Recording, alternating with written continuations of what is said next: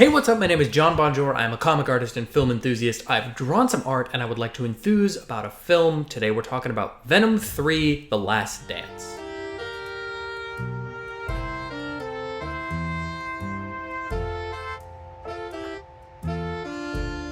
Venom: The Last Dance was directed by Kelly Marcel. It stars Tom Hardy doing his good work again. And it's about Eddie and Venom as they're back in Mexico, put back into their universe after the events of No Way Home, learning that they're on the run from the police and also from Null, the symbiote god's xenophage, which is like a symbiote hunter, I think is how they describe it in the movie. And I'll give some quick non-spoiler thoughts before I dive into all the spoilers, and trust me, there are a lot of them. Non-spoiler thoughts.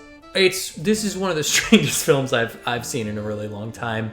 I am thrown off. I don't love it. I like it a lot. I like all of the Venom movies a lot. Not necessarily because they're good, but because it's fully hog wild that not only do they exist, but they exist like this. Like the fact that you're doing a Venom movie without Spider-Man, bold call already. And the fact that you just choose to make him not really like Venom. I can't believe that they're 3 movies deep in the paint on this. I respect that they've continued and that this is exactly like Venom 1 and 2. So if you liked those 2 movies, you'll probably like this one. I'm just really thrown off because every Venom movie has somehow managed to pull one over on us. Every time there's little hints and little pokes and little, ooh, is Spider-Man gonna show up in this one? Tom Holland was out in New York right when they were doing reshoots for Venom 3. Tom Hardy posted a picture of Venom with Spider-Man and he said, coming soon. And then all 3 of them, I guess slight spoiler for what's not in this movie, all 3 of them have nothing to do with Spider-Man. Like this is a Spider-Man less Spider-Man, and I don't just mean he doesn't show up. This is a Spider-Man auxiliary character where there literally isn't a Spider-Man and kind of couldn't possibly be. Which is weird because they also reference Spider-Man pretty significantly in the second one, like having him show up on a TV screen and Venom's like, that guy, I want him real bad. And then this one, after having literally no interactions with Spider-Man, it's just like, anyway, forget that. We're going to deal with that later. Or never. Literally never. Wild that that's the direction they've chosen for this franchise. It's even more wild that it keeps making them money. I will happily die on the hill of there not yet being a good Venom movie, but they are all fun. Tom Hardy is a huge reason that these movies work. He is so committed to just zany, weird shit, and I love him for it. He plays this character so strange every time. He's like a cracked out weirdo. The movies also followed the same general plot structure for all 3 of them. I don't know why I thought that this was gonna be a different movie than Venom and Venom 2. There was some part of me that thought that this could be the good one. We might like finally make a really, really good movie.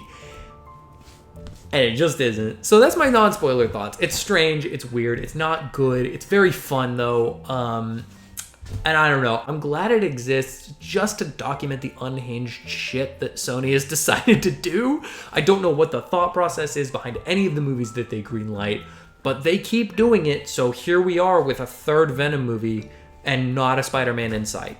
I'll say again, if you liked the first one, if you liked the second one, you'll probably like this because it's more Venom. If you didn't, this is for sure not going to change your mind. I liked all 3 of them. I think this is probably my 2nd favorite. I liked Let There Be Carnage quite a bit. I thought they did something fun. It was simple. It knew what it was. I think this falters on some of the comedic moments. It doesn't do super well with the story. It feels more cohesive as a story, so I'll give it that. But there's a lot of missing threads, a lot of things that don't make sense. Oh, and also Null is nothing. He is doo-doo garbage from a dumpster. He's not good. As we all kind of predicted when that trailer came out, I'm fairly confident we have seen every frame of Null in the marketing. He's not really in this movie. It is hilarious because the opening frame of this movie is Null, well, it's the Null, whatever, Clintar, the symbiote prison that they put Null in. It opens with that, and he's just like monologuing about how he's gonna get Venom or get out of here or kill somebody and light the world on fire or something. But it feels like the thing that should have been the post-credit scene to the last Venom movie, or, you know, maybe the first one so that we set it up and start laying the seeds for this kind of thing. But no, It's just how the movie opens. It would be as if Avengers Infinity War opens and Thanos walks on screen for the first time in the MCU and he goes, oh yeah, I'm here to like get all the stones and kill like everybody, half of everybody, so I'm gonna do that this movie. Like, that's how it felt. It felt like there was literally no build-up, no setup whatsoever. Even in the last one, there was a big reveal that like the symbiotes are a hive mind, and that's interesting. This doesn't really do anything with that at all. Like, it's just so strange that they chose this. It's the classic Sony move of pivoting at the last minute and hoping for the best. I'm gonna jump into some spoilers, but before we do that, I'd like to take a second to thank you, our sponsor. It's you. Hopefully, maybe. I have a Patreon and I could really use your support. I'm trying to make this a career with the YouTube, with my comic, Edge of Bordertown, which is on my website for free, by the way, johnbonhart.com, and everything else I'm doing. I'm putting it all onto that Patreon, so if you want to support me, I could really use your help there. Otherwise, like I said, I have a comic, Edge of Bordertown, I have this YouTube, I have a podcast, the Motion Picture Retribution Power Hour that I do with my two best friends. I got a lot going on, and I would really appreciate your taking the time to look into it. Now let's dive into some spoilers. I'm going to start with the things that I think work about this movie. It's clear that Tom Hardy absolutely loves this role, or at least at some point did, and he is committed to playing it and playing it hard. He does all the physical comedy, he does a lot of stunts, he's bringing a cracked out energy. There's a really fun fight scene in Mexico where he's getting kind of launched around and throwing shoes, and I will say that is one of the benefits of this movie. The fighting, all of the action is great in this movie, especially for Venom standards. The first one had the weird goopy guys getting all thrown together. The second one, I think, did a much better job of having symbiotes fight each other, but still felt a little bit just odd. It felt kind of weightless and not quite there. This one, I think, they finally got it. The symbiotes have never looked better, except one. So toward the end of the movie, we're in a lab in Area 55, I think, where they're keeping all the symbiotes, and just a shit ton of doctors get random symbiotes put onto them, and we're supposed to, as comic fans, be like, oh, it's that one. I'll be honest, I love Spider-Man. I love symbiotes. I didn't recognize a single one of these guys. But in that sequence, which is super fun and really well done, we're introduced to a series of different symbiotes. One of them is the first one we see is real chunky and weird. I don't know why he was the first. He's very derpy. He's cute. He's a cute little guy. He looks like Venomized Popeye.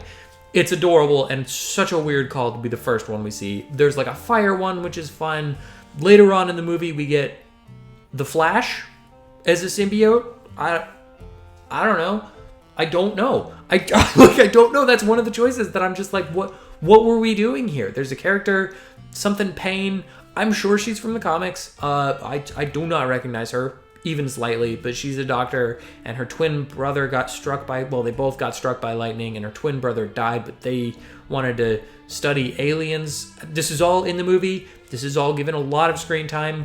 I do not know why she does not interact with Eddie more than once or twice. I genuinely don't know, but she has speed lightning powers as a symbiote.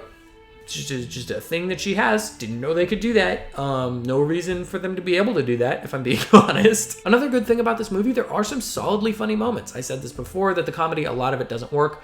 A lot of it does, though, and I think they did a good job refining what does work. It's fun to see Venom and Mrs. Chen doing a dance. My wife hated that. I thought it was cute. So, your opinion may vary. It's a fun, stupid popcorn movie, and I think it knows that on some level, although it is kind of burdened by feeling like it has to be more than that.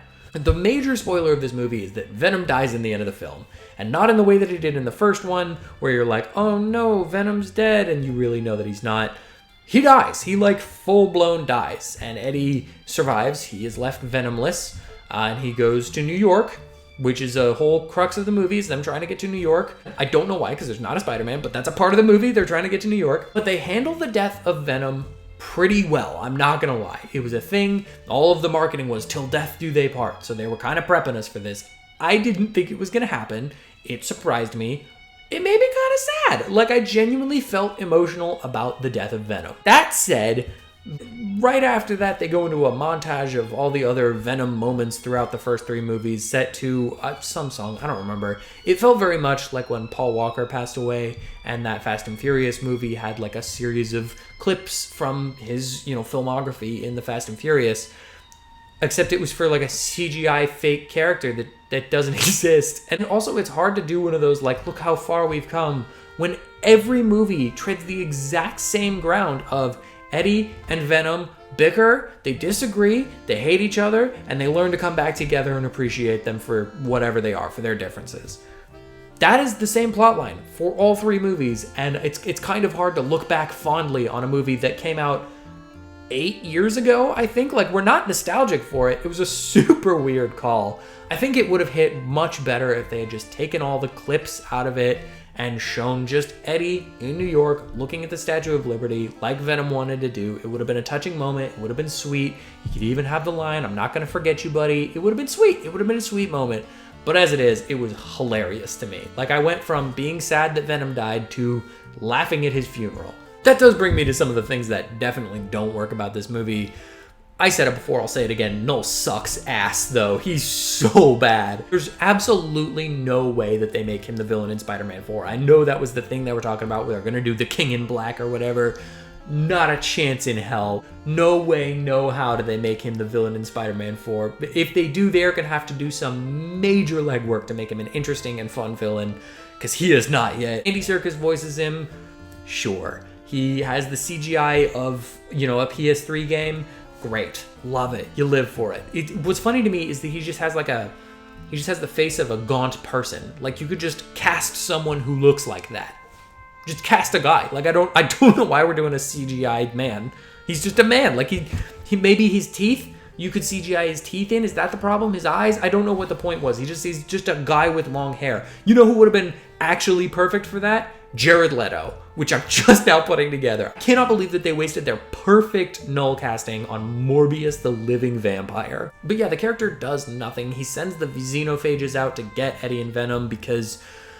And that was another thing, because apparently if a person dies and a symbiote brings them back to life, they create a key. There was a name for it. I honestly don't remember. They create a key by fusing their souls together or something like that can let Null out of Clintar for some reason. It was the most scattershot bullshit reasoning, but whatever. Great. I'll go with you on that. Venom in the first movie saved Eddie. It was actually a pretty cool thing that they tied it back to the first movie. It made me realize that they had in fact thought about this even slightly, which was cool. But then the problem I have with that is they treat it like this is the only time that that's happened, but it happened again in this movie, the one that they made for this time. The cop from the last one, I could look up his name. I'm fully not going to.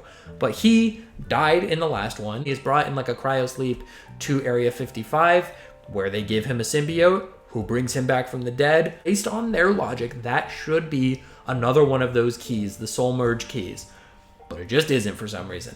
But I think the biggest problem with this movie is that it tries to be so many things, and it's clear that this was so many scripts and different versions and iterations, and none of them really came together. It shows itself in things like that, logical inconsistencies, the fact that like a third of this movie is a cute buddy road trip adventure, and a third of this movie is world-ending stakes like an Avengers movie, and another third of this movie is just random nonsense with this science lab that doesn't really mean anything, and we're supposed to get introduced to characters that we're supposed to care about by the end, but we just straight up don't. It's so mismanaged and strange. It could literally only be a Sony product. The funny thing to me, though, is you cast a guy from another Spider-Man project that you specifically made, Sony. You made The Amazing Spider-Man 1, and you cast the guy who played the Lizard, and he's not even a variant of the Lizard. And he could be. Like, this character is the dad in a family who quit his job and wants to go see aliens. That could absolutely be a Kurt Connors. There's literally no reason that it shouldn't be.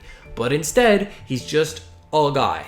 He's just a completely different guy. It makes me so mad because you know that they cast him with the thought, ooh, they're all going to talk about it. Is this connected to The Amazing Spider-Man? And it's just that underhanded, subtle bullshit that they pulled with Morbius, where they put posters of Spider-Man in the background of shots. They shot a bunch of things with Michael Keaton that they knew they weren't going to put in the movie. All of these choices are so ridiculous and so frustrating that I can't help but laugh at them. These movies are insane. It's wild that they exist. I can't believe that Sony made these movies. I can't believe there's a trilogy of them and they're all equally bad and equally fun. It's so wild that these exist. I don't know if this is going to make money. Based on how Joker did, I'm going to say probably not. Which, by the way, my final point on this movie, Joker, Folie à Deux, and Venom, The Last Dance are the same film. It's crazy to me that these two movies came out within weeks of each other. And they're both alternate universe villain stories where the superhero they're connected to doesn't show up and literally doesn't exist in their universe. They only physically and in name resemble the character that they are. There's really bad musical numbers where people are all just sort of singing and don't really want to. The main title character dies. They're both sequels to movies that made way more money than they should have. They are literally the same film, and it's so wild. It's so funny to me that those came out at the same time. I mean, if you're gonna see one, definitely see Venom, because it's stupid fun and not just like horrible, degrading, sad fun. Joker's not fun. What am I saying? So there's my thoughts on Venom: The Last Dance. I liked it. I did not love it. It's such a strange movie. There's so many weird choices that are made. It feels like the last gasp of a dying universe. I would not be totally shocked if Craven comes out. I'll definitely be talking about it, but I wouldn't be shocked if it comes out and then they announce, hey, we're going to stop doing these villain movies and A, maybe do like more Spider-Man focused stuff or Spider-related stuff, or B, we're just going to stop doing this because it's not working. Who knows? Or, it's Sony, so maybe they'll do a Madam Web 2 and 3, and then we'll get a clip show of all the Madam Web bits. I can't really say that I recommend seeing Venom: The Last Dance in theaters, although if you're a huge Venom fan and a fan of these movies, knock yourself out. I don't know, you might love it. I'm really interested to see how people react to this. This feels to me, and I haven't really looked into a lot of reviews, but this feels like the straw that's going to break the camel's back. I would not be shocked if this gets all the collective hate of what people don't like about the first two movies all put on this one, even though I don't think it's any worse or better than those two movies. Thank you so much for watching this video and checking out my channel. If you'd like to hear more of my thoughts on movies, comics, TV shows, movies based on comics, Venom, I don't know, the Sony universe, I could talk about that all day. Hit the like button, hit the subscribe, and comment down below what you would like me to talk about next. Or do none of that because I am not your dad.